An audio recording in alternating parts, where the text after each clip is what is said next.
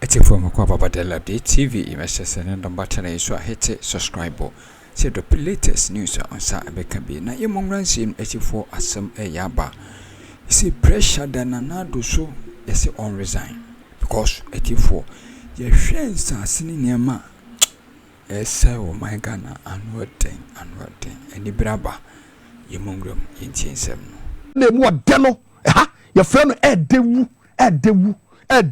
page 12 of the document. What say? The second, that's the third paragraph. What say? It is on record that the activities of some senior members of the NPP accounted for an anger at community levels. Honorable Joseph Abekwam, the former MP for Manson Kwanta, exemplifies such individuals. This is a member of parliament for the Manson Kwanta constituency in the Asante region, and at the same time, member of the board of the Minerals Commission. He used his position as a member of the Minerals Commission and acquired several dozens of large-scale concessions in his district, ostensibly for community mining purposes. He ended up selling this concession to private individuals, including party members, for 200,000 cedis per concession. Was he one PB and your friend Robert Abekwam? No, MP ewa Manson Kwanta. Now what him say Saman no say a member ewa Minerals Commission. That's a said no a member ewa Minerals Commission tino. We should say to me no at the Jensasia who do be go I want the district in Muso the community mining. Now adia esi yer say this man no sauko na mani kaniti sikano 2 billion na no do akọ hwe ha obedo ana obehya ase de afria e de kubekọ kwesi ba bia dua tenten si no hwemu afa ko ba bia onyina kese no wono fa ne se afa besi agya kwa pa ahye no so fa bra besi ha ensase no nyina funtum no nyina yesi Robert Abekwam Professor from Pobwate ne kasei se akoa no de no ye no Godafo mama yemi sase na nadu den kwa Akufo Addo teze Robert Abekwam yabo ne din ewo Galamsey mu no e de ade na Akufo Addo eyeye besi ne na nadu anka hohwe hwe mama tiamade abiem what say throughout our struggle with illegalities in the small scale mining sector, what baffled me was the total disregard of the president's commitment to protect the environment. I can state without any equivocation that many party officials from national to unit committee level had their friends, PAs, agents, relatives, financiers, relatives engaged in illegal mining. Professor from Pobwate say, "What to me a Kesi Sudia people? Sa NPP amanyokuo no. Every national and the Babesi unit committee, wo bibiara, wo mu PS, wo mu agent, wo mu relatives abusiafo, and na asefo no. Na wo bibiara involve e wo Galamsey tuo mu." Professor from Pobwate's document and the Kasano. This is page 12. I see up here. Was it most of them engage Chinese working for them? I am not referring to the party people who had their legitimate concession and were mining sustainably as they were instructed to do. There are appointees in Jubilee House today. Makacha Pentecost Asofo say, go to Jubilee House. The demons of Galamsey honomotie. Demons of Galamsey honomotie. Be babu budin nyamnambo. Professor from Pobwate document. And I can be. Afeyentie edin flow. What say? There are appointees in Jubilee House that are doing or supporting illegal mining or interfering with a fight against the menace. What the examples are? Number 1, Lord Comey. Example number 1, Lord Comey. Number 2, Charles Niteko. Number 3, Frank Asiadubakwe, aka Protozwa. This is the guy you are contesting with.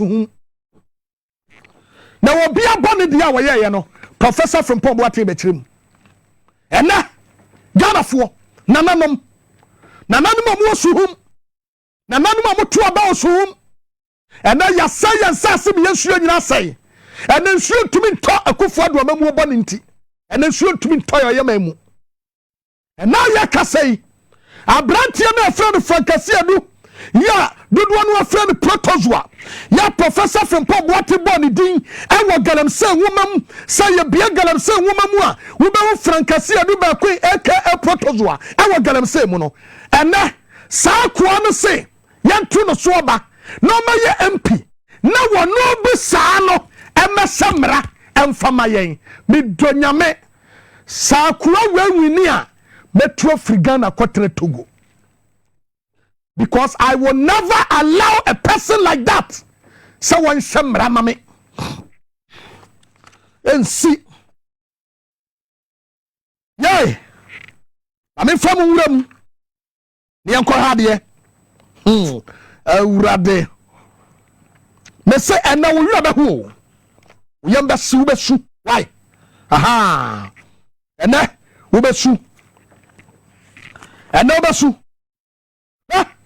Mame chama dia bi wo say ai minister no your friend Kwaku ofori asiama no wona no ye MP wona no ye minister no hwe yakwantempon sem so ene yakobadie munti ha wo say in the third quarter of 2018 the government directed that there should be a ban on the importation of excavators for small scale mining. The Ministry of Transport was responsible for making sure that the ban was respected. Subsequent event indicated that the ban was not respected, and presently new excavators are found at illegal mining sites. Tienye, Papa say, Abani Semra, Samo Bia Enkra excavator mono Emma Krumabim. So the Baba small scale mining. And so some minister no na hwe no hwe kwantempon yakobadi yun samso ya na ka also respect mra no when tie professor from Pomboate say when mumra no when tie ama ho kwan am ye kra excavator new ones at the bar mining site somebody baby too good no be sorry a was Akufo Addo e de na konwa to so be kwatia Galamsey na adu ankasa ye ba ne ba be hwe ne de yo no ade ne garden ma yo me enche so muntu gold no na nipa ne yo mo famra me enche eno so ha ye be wuram ne afade ye to wase tobo what say page 15 of prof document was it on Monday 11 January 2021. The task force entered a concession at a location called Pendream. We had been monitoring for some time. Residents in the area complained about the harassment by Chinese miners. The damage to the forest reserve was unimaginable. Big economic trees has been felled and dumped into muddy water bodies to rot. Sasam anytime I'm making can be a medruono. Na min sumut. Before serioso. Obianu sa serioso. Na timba die near fankwa. Etini a bostu of say, yawo gold, yawo diamond, yawo timber. En ya kasia ya e magana sikano na bebre frisewi. Eti dua kasia bia su kokom ana dua kasia bia su afuom a sa enua no ene ye de enuma ye twa ede ko enye sika ede boa Ghana. Professor from Pomboate say, "Wamu kongura kura bia na ye friend be potenten." On Monday 11 January 2021. Na so wamu kongura sa kwaye ni mu no. Sadia no masia sa kwaye no forest reserve kwaya ye jato ho emfie more than ahamiensa. Na sadia no masia asa kwaye no ohu ye ne yamhye no. No se ade omo ye ne se wamu tu amena kase pa. Ana ensuo tamu ani atete. No mu kotwa dua no a Ghana eton enya sika no a no ma pie dua ni didididi ne ya de ato atetwe ne mu twiawo se empro ne yakohwa ni pakura wonu ne di sa adwuman yakohwa ni pakro was huge pits were scattered over dozens of acres of land. Nearby cocoa farms had been destroyed. 7 excavators were seized. As usual, so-called big men started calling. First was Mr. Charles Owusu, who claimed ownership of the concession. What's the quiet anymore? Wamu see dozens of acres. At just say, as I say, Tama, yes, I know what the Nibu Krenye. Excavator Makuma Consong and the Sakayanimu, yes, say a quiet. And no Mrs. Excavator and Son. Ati for Vincent Jom Kakasem December. Batui Basolet Pews Prevail, and the Gusway nearby Yabomanka, Munamon collaborate near fire when you near Mossum Joe the row. Nescavator Baku Crass was said, dear. Her son, your sister, dear, no Makuma Conson. Well, Bobra Kayamuno, you must see the excavators and a pet. Anna, first call by. I brought here your friend Charles Owusu. Now, my friend, besides when Charles Owusu. Charles Owusu no wanna know your presence manager Emma Sir John. Sa brantie no me CPP for na tama papa kwasindium atene ho ebete party papa PPP no. Ana omudi na tibae. Yenti 2012 yana ne ma ho kwan ekasa radio so. Me na ewo mu ana Charles Owusu afrem me ma to credit ya che no. Brantie na friend Charles Owusu no one the first person I was frey na mo me yankobi sase wa frey no e de asem no kai mo me yintie tie aha was it as usual so-called big men started calling. First was Mr. Charles Owusu, who claimed ownership of the concession and the excavators. Charles Owusu and to me talk credit and that what excavators 7. You say sa concession no assassin ya say no nedia. Okay, the individuals happened to be the presence manager for Forestry Commission. And now me mo ka say Sergio wu ye no and ye Charles Owusu free ho. Ye Charles Owusu free ho no.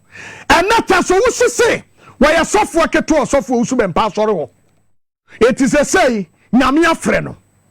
Na wo nyame ba ya da afre kwase ampani yo sasasi. Wo bia na dwene ye say nyame afra no me sum nyame bia say no cross on of Charles Owusu a say nyame na Charles Owusu a me sum ni bia and na Charles Owusu and then satu amanfo so e bom pa ye break and loose and na wobeni sika no kwa sori a na Charles Owusu aka tell say to bu ase twen nyame na obeya ma wo bro no nkasa wan twen nyame wa science ase nyina obe potenten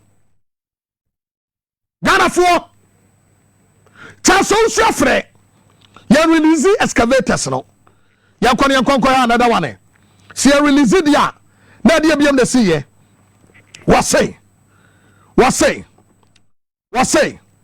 that individual happens to be the operations manager for the Forestry Commission, and there he was mining in a forest reserve without any permit and destroying forest, farmlands and water bodies, and indeed the entire biodiversity.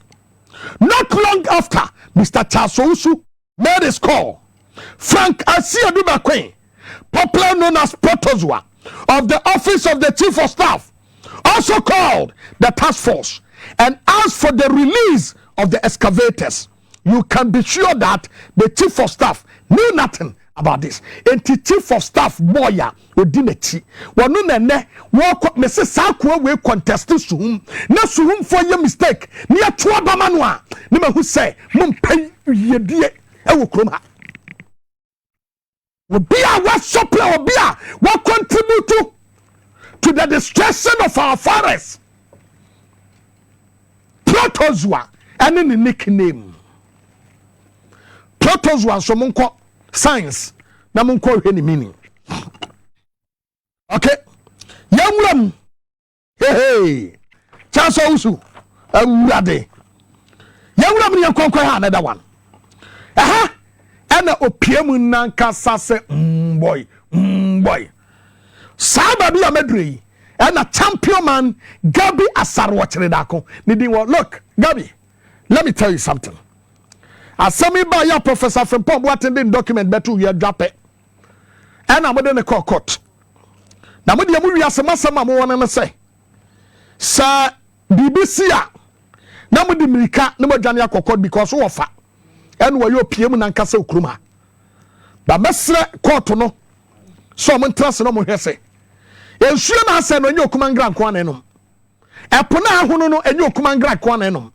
Yen sase ya say ne wo. Judge no wo yo ba anabema. Mene wo meyire ane wo yire. Ana meyire ne wankasa ene kodwam. Yen nyina ne toba nche tomoko. Yen nyina ne to bibia. Ebia wo de wo ye judge wo betu nya ponche age. Na wo de wo ponche ne wi a menka sam nyina na moje. Na emo mo je ponche ne wo ho. Etu du wo ponche ju wo dwan ne wi a. Wo be kodwam akotomoko. Ebia ba bebo so. Na moko no assign adaba mu no. De makuri nu wo mu no. Eno ane de be ya aduane am wadie. Enti yade e bekum na no ane bekum wo. Because aponche udwan omu nyina wi ahaban ni bi. Me ka kire mo se mama yam protect yansase. Emrantie ne mabawa no amudu omugu afiase no. Enyo omu no maya bone o. Wo mampani na nadu dan kwa Akufo Addo. Woni ba wo miemie ni wo Jubilee House. Jubilee House mrantie ne mabawa. Wo mu no omu ye Galamsey. The demons of Galamsey at the Jubilee House. The demons of Galamsey at the Jubilee House. Eho no mo wo. Wo mu ni ba bia. Dia yami wan no say. Krom ha connection bia ne headquarters e Jubilee House. Catch for seat Jubilee House. Galamsey Jubilee House. Yenton Cas Jubilee House. Yamokrono Jubilee House. Yankum everything. Yetumiti am Roberts. No free Jubilee House. Jubilee House. Aye connection na headquarters. Oman pani na na bintu hu se wasai Ghana. Na nti san sese ena na Ghana tia anka obeje. Na nti sese na Ghana tia anka obeje. Aden na oyo ho sa. Aden na mo se wo man ni sei. Aden what said that asi wadwini pise. I want to destroy this nation gradually. You succeeded destroying the nation. That what ben. Boni aya ne se be di president kakra wo. Boni aya ne se ya catch us so man pani be di president kakra. But not that Akufo Addo, let me tell you something. Look. When we say omemra wo mu.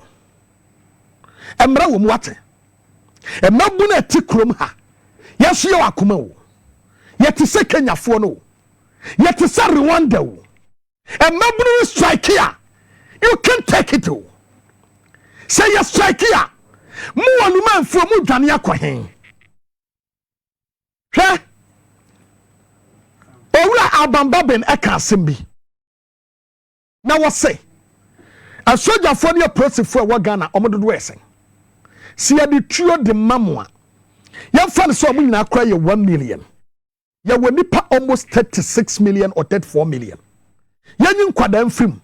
Yenyi manfrim enka mema na aka no na yenyi asojafo no ntonchen na de aka ne yentwa mo honsia mubeku ni pasen eti said yes ya say ensase no man pani te ho a wo enjoy etina na ye eto man pani Akufo Addo eyesa wo garden mu ne yetu Galamsey wa bra wo na wo se esa do akonwa atoso wo man pani ti de wo ye okrom ha nti ye enti adan wo bo ye mfi teduku say wo be said that destroy Ghana na wagu so wo destroy enti de wo ye na wo sabe ka che Ghana for say you hand over power to NPP.